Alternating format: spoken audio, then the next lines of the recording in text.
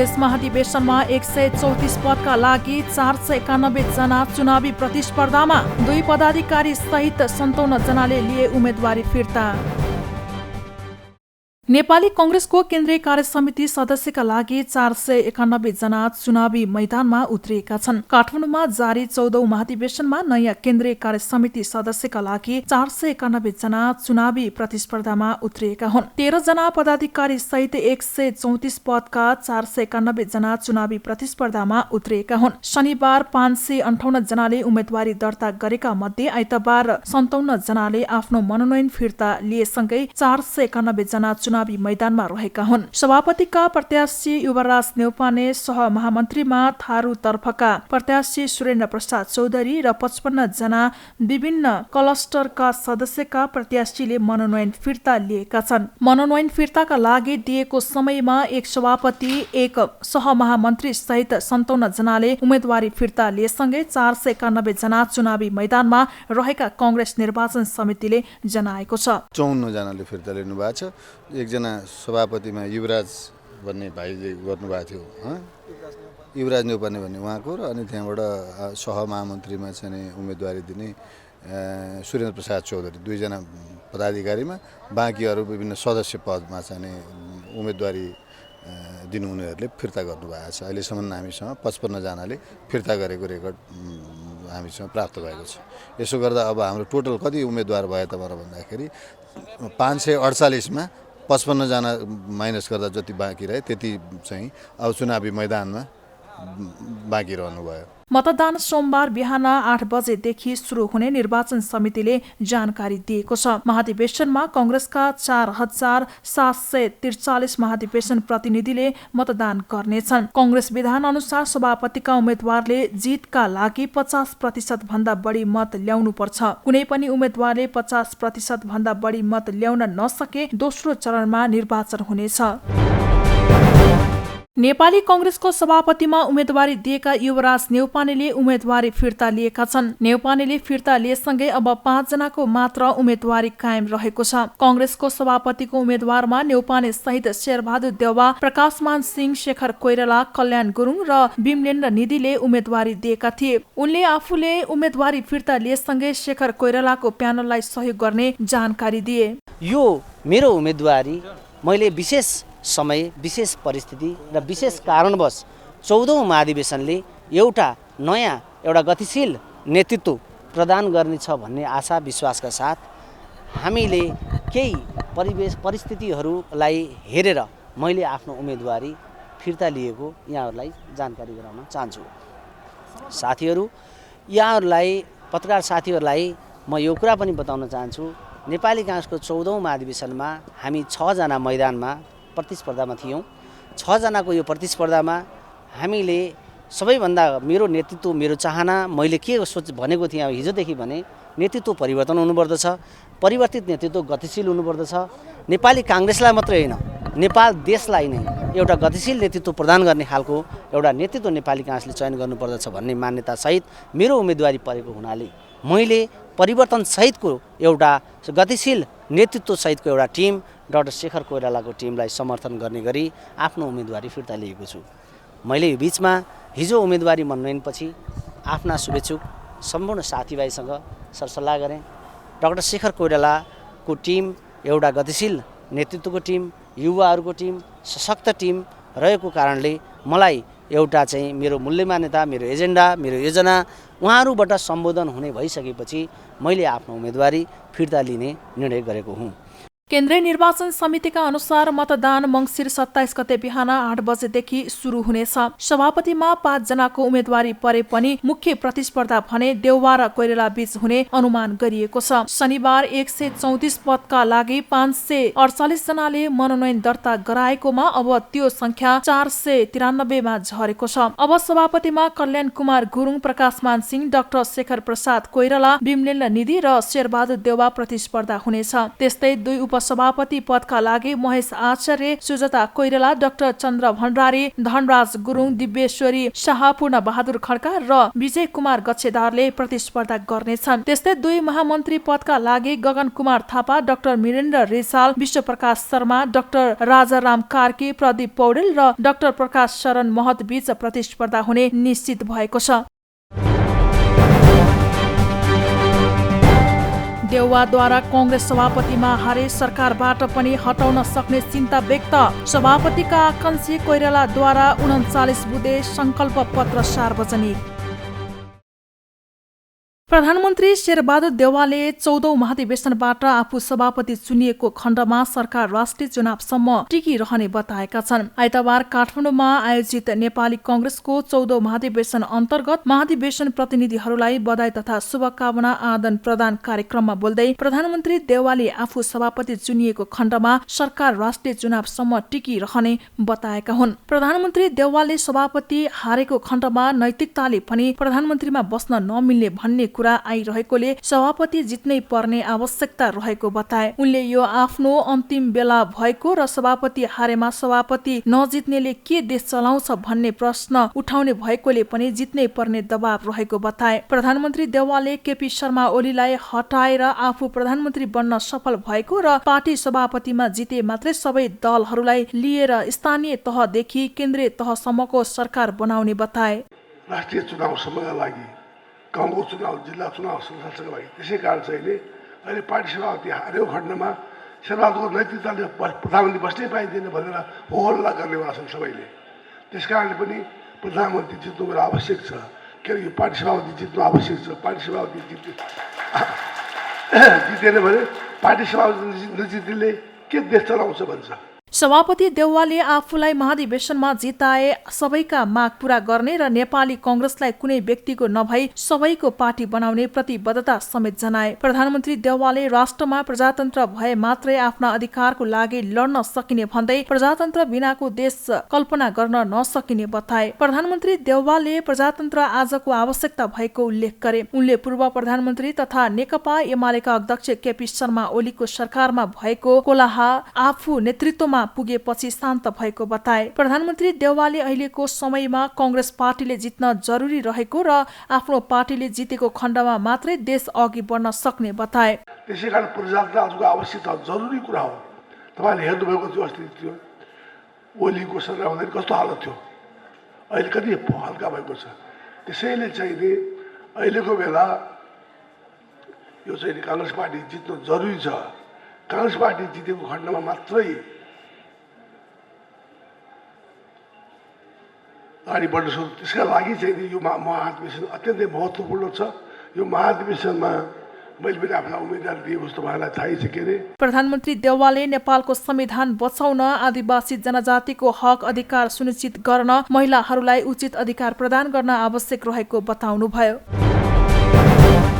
नेपाली कांग्रेसको आगामी नेतृत्वका लागि उम्मेदवारी दिएका डाक्टर शेखर कोइरालाले 39 बुँदे संकल्प पत्र सार्वजनिक गरेका छन्। कोइरालाले नयाँ युगको नयाँ कांग्रेसको नारा सार्वजनिक गर्दै आइतबार 39 बुँदे संकल्प पत्र सार्वजनिक गरेका हुन्। उनले नेपाल पक्कै बिउजिन्छ, जय नेपालको नाराले कांग्रेस पक्कै जाग्दछ युवाको आवाजले भन्दै सभापतिमा आफ्नो उम्मेदवारीको कारण समेत खुलाएका छन्। अग्रज नेताहरूको गौरवशाली इतिहास र त्यागलाई साक्षी राख्दै कांग्रेसको भविष्य युवाहरूको काँधमा मात्र सुरक्षित छ भन्ने विश्वासका साथ म कांग्रेस सभापति पदमा एक कार्यकालको लागि मात्र उठेको उनले बताएका छन्। उम्मेदवारी घोषणासँगै उनले सार्वजनिक गरेका संकल्प पत्रका बुँदाहरूमा संविधान सभा मार्फत जारी संविधानको सफल कार्यान्वयन र समयानुकूल सुधार र परिमार्जन गर्ने, कांग्रेसलाई निष्ठावान पार्टी बनाउने, पार्टीभित्रको सांगठनिक ढाँचालाई वैचारिक यात्रासँग जोड्ने कार्यलाई तीव्रता दिने, नेपालको सन्दर्भमा लोकतान्त्रिक समाजवादको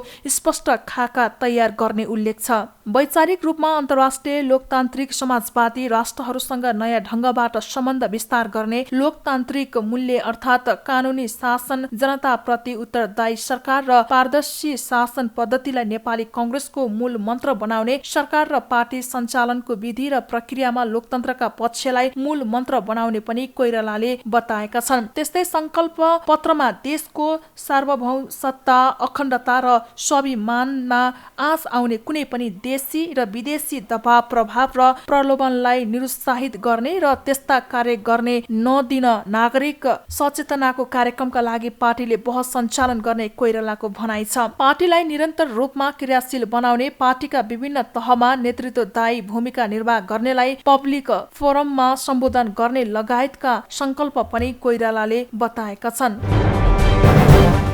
नेपाली कांग्रेसका नेता डाक्टर प्रकाश चरण महतले पार्टीलाई बलियो र विस्तारित पार्टी बनाउने बताएका छन्। आइतबार काठमाडौँमा आयोजित नेपाली कांग्रेसको 14औं महाधिवेशन अन्तर्गत महाधिवेशन प्रतिनिधिहरूलाई बधाई तथा शुभकामना आदान प्रदान कार्यक्रममा बोल्दै नेता महतले पार्टीलाई बलियो र विस्तारित पार्टी बनाउने बताएका हुन्। उनले पार्टीलाई अबको महाधिवेशन पछि आधुनिक पार्टी बनाउने प्रतिबद्धता समेत व्यक्त गरे। नेता महतले आम निर्वाचनमा पार्टीलाई एक बनाएर एक्लै स्थानीय तहदेखि केन्द्रीय तहसम्म निर्वाचित गरेर ल्याउनु पर्ने जिम्मेवारी रहेकोले महाधिवेशनबाट प्रधानमन्त्री शेरबहादुर देउवालाई नेतृत्वको लागि चुन्नुको विकल्प नरहेका पनि बताए। र सम्पूर्ण जात जाति, धर्म, संस्कृति, भाषा, भेष सबैको साझा पार्टी र आम जनताको पहुँचमा जोडिने पार्टीको रूपमा रूपान्तरण गर्ने हाम्रो जिम्मेवारी छ। त्यो जिम्मेवारीलाई आदरणीय नेता, प्रधानमन्त्री, पार्टी सभापति शेरबहादुर देउवाजीको नेतृत्वमा हामी सम्पन्न गर्न चाहन्छौँ।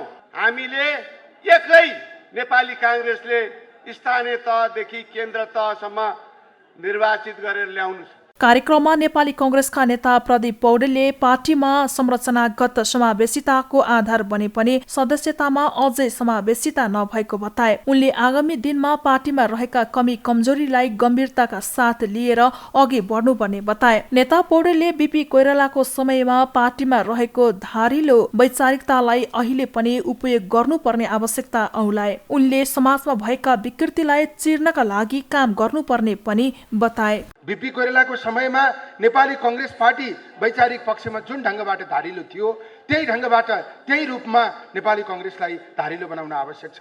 यो समाजका सबै खाले विभेदहरूलाई अन्त्य गर्ने प्रयत्न बीपी कोइरालाको नेतृत्वले गरेको थियो। समाजमा भएका सबै विकृतिहरूलाई सामाजिक अभियानबाट चिर्ने प्रयत्न त्यति बेला भएको थियो। तर त्यही स्वरूपमा आज हामीले गर्न सकिरहेका छैनौँ।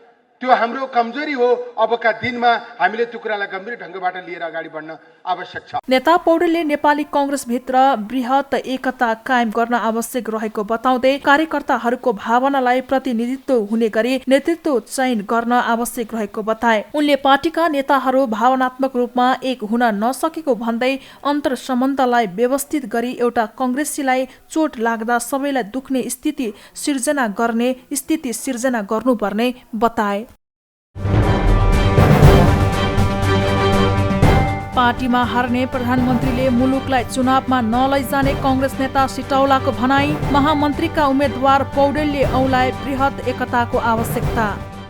नेपाली कांग्रेसका नेता कृष्ण प्रसाद सिटौलाले शेरबहादुर देउवालाई जिताउनु पर्ने कारण खुलाएका छन्। आफ्नो प्यानलको कार्यक्रममा सम्बोधन गर्दै उनले सभापतिमा हारेको प्रधानमन्त्रीले पार्टीलाई उत्साहका साथ निर्वाचनमा लान नसक्ने भएकाले शेरबहादुर देउवालाई जिताउनै पर्ने बताएका हुन्। उनले देउवाको विजयले मात्रै कांग्रेसलाई एकताबद्ध बनाउन सक्ने उनको भनाइ छ।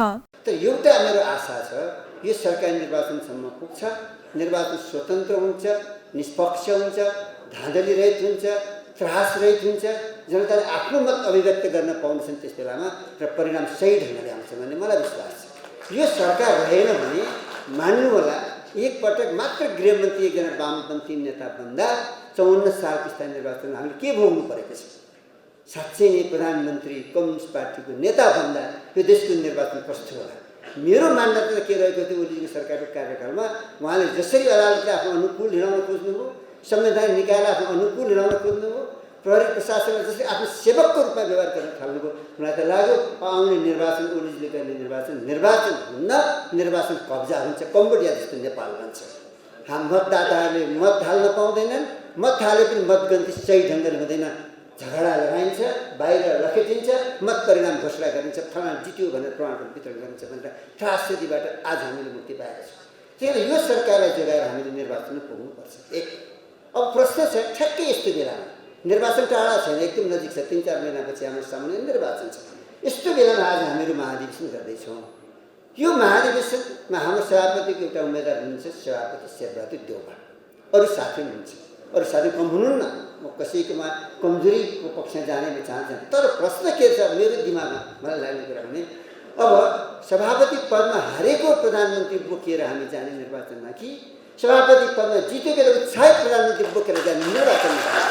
प्रश्न मूल कुरा हो। आज कतै कुनै निजी स्वार्थको कुरा गरिरहेको छैन, म शेरबहादुरजीको निजी स्वार्थको कुरा गरिरहेको छैन, उहाँका नजिकै बस्ने मान्छेको स्वार्थको कुरा गरिरहेको छैन, कसैको स्वार्थको कुरा छैन। उनले सभापतिमा हारेको प्रधानमन्त्री लिएर निर्वाचनमा जाने वा जितेको व्यक्ति भन्दै सबैलाई देउवालाई विजय गराउन एकताबद्ध हुन आह्वान गरे। सिटौलाले सडकमा बसेर आफूले देउवालाई समर्थन गर्ने बताए। अनेक विवादका बीच देउवाले पार्टीलाई बचाएको र अब पनि एकताबद्ध बनाउन सकिने उनले बताए। कांग्रेस महामन्त्री पूर्णबहादुर खड्काले देउवाले 5.5 वर्षको कार्यकालमा पार्टीलाई एकताबद्ध गरेको बताए। उनले देउवाको अनुभव पार्टीलाई र देशका लागि आवश्यक भएको उल्लेख गर्दै आउँदो चुनावमा पार्टीलाई बहुमत दिलाउन देउवा आवश्यक भएको बताएका हुन्। प्रधानमन्त्री समेत रहेका कांग्रेस सभापतिका उम्मेद्वार शेरबहादुर देउवाले आफू जितेमा पार्टीलाई पुरानै अवस्थामा फर्काउने बताएका छन्। काठमाडौँमा आइतबार आयोजित कार्यक्रममा देउवाले आफू सभापतिमा निर्वाचित भएमा आगामी निर्वाचनमा केन्द्रदेखि स्थानीय तहसम्म कांग्रेस नेतृत्वमा सरकार बनाउने दावी गरेका हुन्। निर्वाचनपछि फेरि केन्द्र, प्रदेश, स्थानीय तहमा सरकार बनाएर कांग्रेसलाई पुरानै अवस्थामा ल्याउन आफ्नो नेतृत्व आवश्यक भएको देउवाको भनाइ छ। शेरबहादुरको कुरा होइन, यो पार्टीको कुरा हो, राष्ट्रको कुरा हो, प्रजाको कुरा हो। त्यसको लागि यो प्रजालाई बचाउनु छ, प्रजालाई सुदृढीकरण गर्नु छ, पार्टीलाई बलियो गर्नु छ। बिना पार्टी बलियो भने हाम्रो पार्टी बलियो नभइकन प्रजाको पास कमजोर पर्छ। त्यस कारण पार्टी बलियो हुनु जरुरी छ। साथसाथै बलियो पार्टीले मात्रै नेपाललाई बलियो प्रजा बनाउन सक्छ। त्यसैले चाहिँ काङ्ग्रेसको प्रजाको काङ्ग्रेस अहिलेको बेला त्यही कुराको लागि चाहिँ हाम्रो अहिलेसम्मको इतिहास हाम्रो प्रधानमन्त्री एउटै भएको खण्डमा मात्रै देशमा चाहिँ अलिक झगडा हुँदैन, देशमा चाहिँ स्थायित्व हुन्छ। त्यही कारणमा चाहिँ अहिले म पार्टी सभापति अति आवश्यक छ। त्यस कारण चाहिँ फेरि पछि हिजो कतिका कुरा छोड्नुहोस्, हिजो कता कसै कता भोडाले कुरा आएको वा शिवराजी आज आइपुग्नु अरू साथीहरू आएका छन्। त्यस कारण चाहिँ अहिलेको बेला आवश्यकता हो। अहिलेको आवश्यकता भनेको यो आएको प्रजालाई बचाउने नबचाउने, यो प्रजालाई चाहिँ भोलि पार्टी नबनाउने, यसमा चाहिँ भोलिको सरकार स्थानीय तहदेखि लिएर प्रदेशदेखि लिएर राष्ट्रिय तहको सरकार बन्ने कि नबन्ने त मात्रै बन्न सक्छ जब पार्टीको प्रधानमन्त्री र पार्टी सभापति एउटै व्यक्ति हुन्छ। त्यसका लागि हिजो सुचार भएको भने अहिलेको बेला यो अत्यन्त नेपाल टर्निङ पोइन्टमा छ, नेपालको महत्त्वपूर्ण मोडमा छ। यो मोडमा भएको नेपाललाई ठिक ठाउँमा ल्याउनुपर्ने हुनाले उहाँले मलाई सहयोग गर्नुहोला, सबै साथीले सहयोग गर्नुहुन्छ। सभापति देउवाले मुलुकलाई कम्युनिस्ट शासनबाट मुक्त र विशेष गरी ओली मुक्त बनाउनु पर्ने उल्लेख गरे। उनले आफू केन्द्र, प्रदेश, स्थानीय तहमा सरकार बनाएर कांग्रेसलाई पुरानै अवस्थामा ल्याउन लागिरहेको पनि बताए। कांग्रेसमा नयाँ नेतृत्व चयनका लागि सोमबार बिहानदेखि मतदान हुने। 29 वटा मतपत्रमा मतदान गर्न 1 जनालाई 45 मिनेट लाग्ने अनुमान। नेपाली कांग्रेसको जारी 14औं महाधिवेशनमा 1 जना मतदाताले पदाधिकारी सहित 134 जना उम्मेद्वारका लागि 29 वटा मतपत्रमा मतदान गर्नुपर्ने भएको छ। 1 जना महाधिवेशन प्रतिनिधिलाई मतदानका लागि आधा घण्टादेखि 1 घण्टासम्मको समय लाग्न सक्ने अनुमान छ। सभापति, हरेक पदाधिकारी र फरक समूहबाट उम्मेद्वार बन्नेहरूका लागि छुट्टा छुट्टै मतपत्र बनाउनु पर्ने भएकाले 29 वटा मतपत्र भएका हुन्। मतदाताले हरेक मतपत्र प्रमाणपत्रमा आफ्नो उम्मेद्वारको नामसँगै ठिक चिन्ह लगाएर मतदान गर्नुपर्ने व्यवस्था गरिएको छ। कांग्रेसले वडा अधिवेशनदेखि नै उम्मेद्वारका नाममा ठिक चिन्ह लगाएर मतदान गर्दै आएको छ। मतदान स्थलमा एक पटकमा करिब 1000 जना अटाउन सक्ने व्यवस्था गरिएको छ। 3 फरक ठाउँबाट मतदाताहरू मतदान स्थलमा प्रवेश गर्ने व्यवस्था गरिएको छ। महाधिवेशनमा 4700 भन्दा बढी मतदाता रहेका छन्। कांग्रेसको पार्टी विधानमा सभापतिमा निर्वाचित हुन 50% मत कटाउनु पर्ने व्यवस्था छ। कुनै पनि उम्मेद्वारको 50% बढी मत नआएको अवस्थामा सबैभन्दा बढी मत आउने 2 जना उम्मेद्वार बीच पुनः मतदान गरिनुपर्छ। त्यसैले सभापतिको मतदान सकिए गणना हुनेछ। कुनै पनि उम्मेद्वारको 50% नपुगेको अवस्थामा 28 गते यथाशीघ्र पुनः मतदानको व्यवस्था हुनेछ। सभापतिको मतगणना राष्ट्रिय सभागृहमा सकेर बाँकी उम्मेद्वारको मतगणना भने कांग्रेस पार्टी कार्यालय सानेपामा गर्ने निर्वाचन समितिको तयारी छ। महाधिवेशन स्थलमा आगामी सोमबार बिहान 8 बजेबाट मतदान सुरु गर्ने कार्यतालिका सार्वजनिक गरिएको छ। यस्तो हुन्छ कस्तो हुन्छ भनिसकेपछि भोलि बिहान 8 बजेबाट हाम्रो मतदान सुरु हुन्छ। हाम्रो चाहिँ सबै हिसाब किताबले चाहिँ के छ भन्दाखेरि बेलुका 8 बजेसम्म मतदान सकिनुपर्छ। बेलुका 8 बजे मतदान सकिसके पछाडि यथाशक्य चाँडो हामी सभापतिको चाहिँ काउन्ट गर्छौँ, यहीँ गर्छौँ। काङ्ग्रेसको विधानले के भन्छ भन्दाखेरि सभापति निर्वाचित हुन लागि 50% मत नगाउनु पर्ने भएको कारणले गर्दाखेरि सभापतिको हामी मतगणना गर्छौँ। मतगणना गर्दाखेरि विधानले रिक्वायर गरे अनुसारको 50% प्लस भइदियो भने सकिहाल्यो, भएन भनेदेखि त्यस पछाडि हामी चाहिँ नि 28 गते 12 बजे भित्रमा दोस्रो चरणको मतदान चाहिँ हामी आरम्भ गरिसक्छौँ। मतदान सुरु भएको 5 देखि 7 घण्टामा सकिने अनुमान गरिएको छ। कांग्रेस प्रतिनिधिले सभापति सहित 2 उपसभापति, 2 महामन्त्री र समावेशी सहित 8 सहमहामन्त्रीका लागि पदाधिकारीमा मतदान गर्नेछन्। मतदानबाट खुल्ला 35 महिला, मधेसी र दलित 9 हरेक प्रदेशबाट 3 जना सहित 21 आदिवासी जनजाति, 15 खस, आर्य 13, थारू 4, मुस्लिम 3 र पिछडिएको क्षेत्र, अपाङ्ग र अल्पसंख्याबाट 1 जना केन्द्रीय सदस्य निर्वाचित हुनेछन्। कांग्रेसको कोषाध्यक्ष सहित 33 केन्द्रीय सदस्य निर्वाचित सभापतिको सिफारिसमा केन्द्रीय समितिबाट मनोनित हुने व्यवस्था छ। महाधिवेशनमा 1 साताभित्रै मतगणनाको परिणाम सार्वजनिक गरिसक्ने लक्ष्य छ।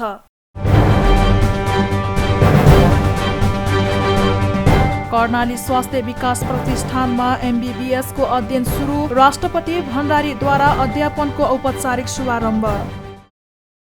कर्णाली स्वास्थ्य विज्ञान प्रतिष्ठानमा आइतबारबाट MBBS अध्यापन सुरु भएको छ। राष्ट्रपति भण्डारीले प्रतिष्ठानको MBBS, B pharma, BNS, BMS लगायतको पहिलो शैक्षिक कार्यक्रमको शुभारम्भ गरेकी हुन्। त्यसपछि उनले 76 करोडको लागतमा निर्माण हुन लागेको चिकित्सा शिक्षाको शैक्षिक भवनको समेत शिलान्यास गरेकी छन्। शैक्षिक कार्यक्रम शुभारम्भमा कर्णाली प्रदेश प्रमुख तिलक परियार, स्वास्थ्य तथा जनसङ्ख्या मन्त्री विरोध खतिवडा, स्वास्थ्य तथा जनसङ्ख्या राज्य मन्त्री भवानी प्रसाद खापुङ, राष्ट्रिय चिकित्सा शिक्षा आयोगका उपाध्यक्ष डाक्टर श्रीकृष्ण गिरी, विज्ञ सल्लाहकार डाक्टर रमेश ढकाल र डाक्टर गुणराज लोहनी लगायतको सहभागिता थियो। 2068 सालमा स्थापना भएको प्रतिष्ठानले 2073 सालमा MBBS अध्यापन अनुमतिका लागि प्रयास गरेको भए पनि गत फागुनमा 20 सिट पाएको थियो। हाल 9वटा कार्यक्रम सञ्चालन भइरहेको प्रतिष्ठानमा यस वर्षदेखि MBBS को पनि अध्यापन सुरु भएको छ। कर्णाली स्वास्थ्य विज्ञान प्रतिष्ठानले यस प्रदेशका सम्पूर्ण जिल्लाहरूमा स्वास्थ्य सेवा, स्वास्थ्य शिक्षा र अनुसन्धानमा महत्त्वपूर्ण योगदान दिने बाटोमा अग्रसर हुनु खुसीको विषय हो। प्राकृतिक रूपले धनी यस पावन भूमिमा विश्वभरिका चिकित्सक शिक्षा पढ्न चाहने विद्यार्थीहरूको गन्तव्य स्थल बनाउन सकिने सुन्दर भविष्य यस प्रतिष्ठानसँग छ। गौरवमय कर्णालीको इतिहास पुनर्जागरण गरी कर्णालीलाई विकास र समृद्धिको मूलधारमा ल्याउन यस प्रतिष्ठानले महत्त्वपूर्ण भूमिका निर्वाह गर्नुपर्दछ।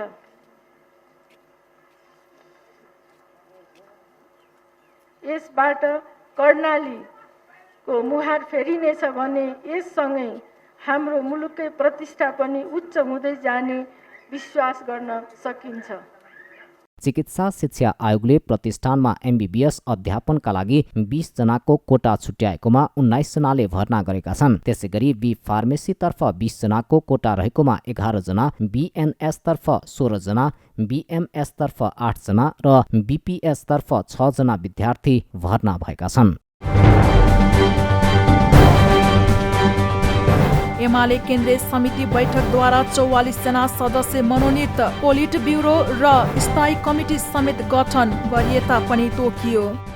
नेकपा एमालेको केन्द्रीय कमिटीमा मनोनित गरिने केन्द्रीय सदस्यको नाम प्रस्ताव गरिएको छ। गट्ठाघरमा जारी एमाले केन्द्रीय कमिटी बैठकमा अध्यक्ष केपी शर्मा ओलीले मनोनित गर्ने केन्द्रीय सदस्यहरूको नाम प्रस्ताव गरेका हुन्। ओलीले 44 जनाको नाम प्रस्ताव गरेका हुन्। प्रस्तावित नाममा व्यवसायी दुर्गा प्रसाईको नाम समेत प्रस्ताव गरिएको छ। चितवनमा सम्पन्न महाधिवेशनबाटै उनी केन्द्रीय सदस्य बन्न चाहेका थिए। अध्यक्ष ओलीले जारी गरेको सूचीमा उनी अटाएका थिएनन्। त्यस्तै एमाले सचेतक विशाल भट्टराईलाई पनि प्रस्ताव गरिएको छ। भट्टराईलाई ओली निकट भएर पनि चितवन महाधिवेशनबाट केन्द्रीय सदस्य बनाइएका थिएन। उनलाई प्रदेश अध्यक्ष बनाउने चर्चा थियो। पदाधिकारीमा नपरेपछि केन्द्रीय सदस्य छाडेका लालबाबु पण्डितलाई पनि केन्द्रीय सदस्यमा प्रस्ताव गरिएको छ। दल फडेरा, मानवीर राई, एन महर, चन्द्रमोहन गौतसन, रतननाथ योगी, रमेश पौडेल, पदम गिरी, सूर्य पाठक, यज्ञबहादुर बोकटी, हरि घिमिरे, युवराज बास्कोटा, विशाल भट्टराई, उद्धव रेग्मी, बद्री नेउपाने, रूपनारायण श्रेष्ठ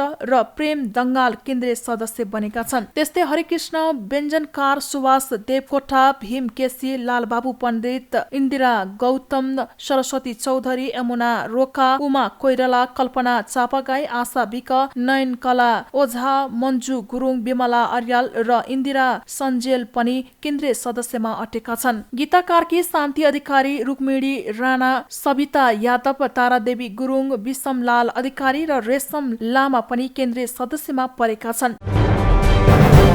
माघ 1 गतेबाट वीरगञ्ज सुक्खा बन्दरगाह र आइसिपी दुवै कार्यालयको सम्पूर्ण काम अनलाइन प्रणालीमा सुरु हुने भएको छ। वीरगञ्ज भन्सार कार्यालयका प्रमुख भन्सार अधिकृत हरिहर पौडेलले बन्दरगाहको सम्पूर्ण काम कागज नगद तथा चेक रहित कारोबार माघ 1 गते र आइसिपी कार्यालयमा पुस 1 गतेदेखि लागू गरिने जानकारी दिए। शनिबार वीरगञ्जमा पत्रकारहरूसँगको अन्तर्क्रिया कार्यक्रममा भन्सार विभागले बन्दरगाह र आइसिपीको काम कागज र नगद रहित बनाउनको लागि सबै पूर्वाधारहरूको प्रक्रिया पूरा गरिएको जनाएको हो। भन्सार प्रमुख पौडेलले नेपाल विश्वमा नै सबैभन्दा बढी कागजको प्रयोग गर्ने मुलुकमा पर्ने गरेको बताए। अब कागजी काम हरेक क्षेत्रमा कम गर्ने विभिन्न नयाँ प्रविधिको प्रयोग बढाउँदै लानुपर्नेमा उनले जोड दिए। तपाईहरुले सुन्नुभयो होला, यो डुइङ बिजनेस रिपोर्टमा हामी 100 यति मनमा पर्यौं भनेको त्यो नै पेपर, नम्बर अफ पेपर चाहिँ धेरै माग्ने कन्ट्रीको आधारमा, त्यो कस्ट धेरै लाग्नेको आधारमा चाहिँ त्यो पछि परेको कन्ट्री हैन। त्यसकारण हामीले यो पेपर घटाउने धेरै होमवर्क भयो। हाम्रो कन्ट्री अलि अगाडि पनि आइसकेको छ। धेरै नै कस्टम्सले पनि धेरै नै होमवर्क गर्यो। अब कस्टम्सले मात्रै हैन, यसमा अरू धेरै निकायले इन्भल्भ हुन्छ। जस्तो तपाईलाई म एक्जाम्पल दिन्छु। तपाईँ नागरिकता लिन जानुभयो भने के बुझाउनुपर्छ? तपाईको प्रति त नागरिकता मात्रै हो नि हैन। तपाईले ओडाको चाहिँ सिफारिस चाहियो हैन, तपाईँ बाउको नागरिकता चाहियो। देयर आर सो मेनी कस्ट हैन। त्यही भएर त्यस्ता चिजहरू घटाउनलाई हामीले प्रयास गरेका छौँ। पेपर लेस नै त अहिले सम्भव छैन, लेस पेपर चाहिँ भएको छ। पौडेलले सुक्खा बन्दरगाहमा पूर्वाधारको कमी तथा दक्ष प्राविधिक जनशक्ति अभावका कारण काम गर्न समस्या भइरहेको बताएका छन्। उनले भन्सारमा विदेशबाट आएका सामान तथा ट्रक कन्टेनर स्क्यानका लागि ल्याइएको मेसिन प्राविधिक नहुँदा विगत 10 वर्षदेखि त्यत्तिकै थन्किएर बसेको बताए। चीन सरकारले अनुदानमा दिएको स्क्यान मेसिन भन्सारका कर्मचारीले चलाउन नजान्दा मेसिन प्रयोगविहीन भएर बसेको पौडेलले बताए। भारतबाट आएका सामान तथा ट्रक स्क्यान गर्ने समस्या रहेको भन्दै पौडेलले मेसिन चलाउने प्राविधिकको अभावको कारण भौतिक रूपमै कन्टेनरहरूको सामान अनुमानित गर्नुपर्ने, भन्सारमा कन्टेनरहरू थुप्रिएर बस्ने, जाम हुने गरेको बताए। बिग्रिएको मेसिन बनाउने प्राविधिक भारत तथा चीनबाट नै ल्याउनु पर्ने भएकाले छिटो छरितो ढङ्गले काम हुन नसकेको उनको भनाइ छ। आइसिपी हामी चाहिँ इम्पोर्ट बेस्ड कन्ट्री हो हेर्नुहोस्, हामी कहाँ केही पनि भन्दैन, होम टु टर्म सब इम्पोर्ट हुने हो। त्यही भएर त यत्रो रेभेन्यू आउँछ नि हैन। हामी कहाँबाट एक्सपोर्ट हुने एकदम कम छ। इम्पोर्ट हुने भएको हुनाले हामीलाई इम्पोर्टमा चाहिँ सबभन्दा धेरै सामान डम्प इम्पोर्टमा हुन्छ, एक्सपोर्ट हुँदैन। इम्पोर्ट र एक्सपोर्ट इक्वल गरेर बनाइयो कि हैन। हामीले इम्पोर्टलाई थप फेसिलिटी गरिएन। अनि अर्को कुरा चाहिँ तपाईँको यो पोर्ट अपरेसन सञ्चालन गर्न चाहिँ नेपालमा यतिको पोर्ट चाहिँ छँदै छैन कि एक्सपिरियन्स एजेन्सी छैन बुझ्नु होइन एक्सपिरियन्स एजेन्सी छैन तपाईँको त्यहाँ ड्राइपोर्टमा रिच स्टेकर छ होइन कन्टेनर ठ्याक्क निकालेर राख्ने देख्नु भएको छ नि होइन त्यो निकाल्ने त्यो कन्टेनर त्यो रिच स्टेकर बिग्रियो भने मिस्त्री ल्याउनुपर्छ कलकत्ताबाट ल हेर्नुहुन्छ समस्या अनि यहाँ त छैन नेपालमा अर्को ठाउँ त चल्दैन रिच स्टेकर काठमाडौँमा छैन। त्यस्तै नेपाल इन्टरमोडल यातायात समिति वीरगञ्जका प्रमुख कमल गेवालीले आइसिपीमा सञ्चालन र व्यवस्थापन गर्ने गरेको बताए। उनले आइसिपीएस सञ्चालनको मुख्य उद्देश्य समय र लागतलाई कमी गरी समयलाई सहजीकरण गर्ने भएको बताए। यसले पछिल्लो समय व्यवसायलाई धेरै सहज भइरहेको उनको भनाइ छ। समितिले भारतबाट आयात भएको सवारीको व्यवस्थापन गर्ने र गाडीको रुजु गर्ने काम गरेको जानकारी दिए। नेपाल इन्टरमोडल यातायात विकास समितिले 2074 सालदेखि समिति आफैले यस वीरगञ्ज आइसिपी सञ्चालन र व्यवस्थापनको बाटो हेरिरहेको छ। हाम्रो मुख्य उद्देश्य भनेको समय र लागतलाई कम गरी व्यापारलाई सहजीकरण गर्ने हो। त्यस अन्तर्गत यो आइसिपीमा मुख्य 10 वटा लेनहरू छन्। त्यसै अन्तर्गत यता इन्डियातर्फबाट इम्पोर्ट हुने गाडीहरूलाई व्यवस्थापन गर्ने, पार्किङहरू व्यवस्थापन मिलाउने र इन्ट्री गरिसकेको नेपाल इन्टरमोडल यातायात विकास समितिबाट गाडीहरूको इन्ट्री हुन्छ त्यो चाहिँ आसिकोडासँग लिङ्क भएको छ र आसिकोडामा विभिन्न कस्टम प्रोसेसिङ भइसके पछाडि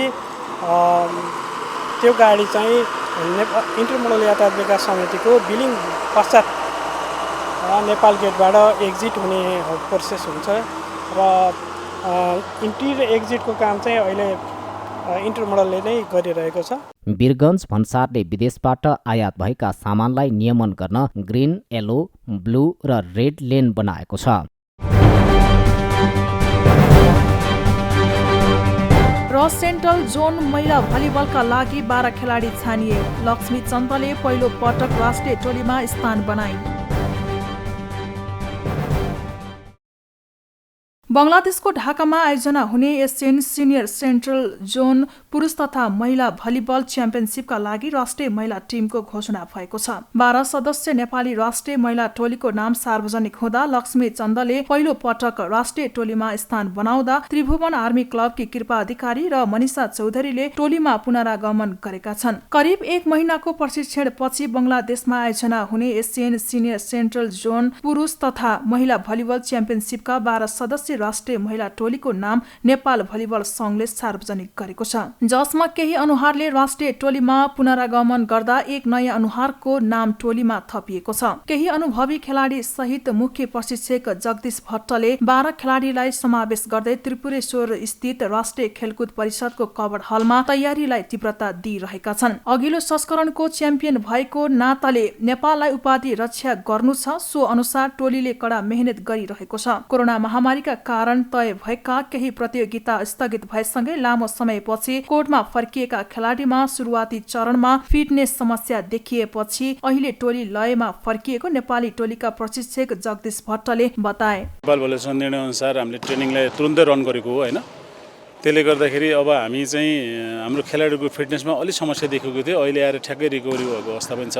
आइतबार सार्वजनिक गरिएको टोलीमा अघिल्लो संस्करणमा उपाधि जित्दाको भन्दा बलियो टोली भएको प्रशिक्षक भट्टले दावी गरे। प्रतियोगितामा सहभागिता टोलीको स्तर नेपाली टोलीको जत्तिकै भएकाले पूर्ण एक पटक नेपाललाई स्वर्ण दिलाउन सकिने मुख्य प्रशिक्षक भट्टले बताए। त्यसका लागि टोलीमा भएका कमी कमजोरीलाई सूक्ष्म अध्ययन गरेर सुधारका लागि वर्कआउट भइरहेको प्रशिक्षक भट्टले बताए। र अरू देशहरू हामीसँग कम्पिट गर्ने कन्ट्रीहरूले पनि अन्तर्राष्ट्रिय सहभागिता पनि न्यून छ उहाँहरूको र ट्रेनिङ पनि हाम्रो जस्तो भएको हुनाले हामीलाई अझै फेरि एकचोटि नेपाललाई गोल्ड मेडल दिलाउन सकिन्छ कि भनेर चाहिँ हामी एकदमै लागिरहेछौँ र हाम्रो विक पोइन्ट र स्ट्रङ पोइन्टलाई हामी एकदम नजिकबाट निहालेर कसरी हामीले चाहिँ अपोनेन्ट टिमलाई फ्याक गर्ने जित्ने तरिकाले हामीले रणनीति बनाइरहेको अवस्था छ र हामीसँग जम्मा 1 हप्ता मात्र बाँकी रहेको हुनाले चाहिँ हामी गेममा फोकस गरिरहेछौँ र हामीले गेमको सिचुएसनमा कमी कमजोरी भएका कुराहरूलाई फेरि ट्रेनिङको माध्यमबाट सच्याउँदै अगाडि बढेछ। डिसेम्बर 21 देखि 29 सम्म हुने प्रतियोगिता नेपाल सहित प्रतियोगितामा नेपाल सहित मालदिव्स, श्रीलङ्का, आयोजक बंगलादेश, किर्गिस्तानले सहभागिता जनाउँदैछन्। नेपाली टोलीकी कप्तान अरुणा शाहीले महिना दिनको प्रशिक्षण राम्रो भइरहेको बताइन्। टोलीको लक्ष्य उपाधि जित्ने भएकाले टोलीको उपाधिलाई नै लक्ष्य बनाएर अभ्यास गरिरहेको बताए। नयाँ र पाका खेलाडीको संयोजनबाट टोलीले राम्रो प्रदर्शन गर्ने अरुणाले बताइन्। यसलाई म अवसरको रूपमा लिइरहेको छु। अब यो त हाम्रो अपर्च्युनिटी हो जस्तो लाग्छ। अब लास्ट टाइम हामीले च्याम्पियन भएर आएको छौँ। अहिले पनि हाम्रो टार्गेट नै हो च्याम्पियन हुनुपर्छ। लास्ट टाइमको विनर अहिले पनि विनर हुनुपर्छ। त्यही अनुसार प्रिपरेसन पनि गरिरहेको छ। त्यस हाम्रो उसै टार्गेटै च्याम्पियन भन्ने हो। नेपालमा सम्पन्न भएको 13औं दक्षिण एसियाली खेलकुदमा राम्रो गर्दै प्रशंसा पाएको नेपाल डिफेन्डिङ च्याम्पियन भएकाले राम्रो तयारी गर्नुको विकल्प छैनन्। पाएको साखलाई पूर्ण सिद्ध गर्न नेपाली महिला टोलीलाई शुभकामना।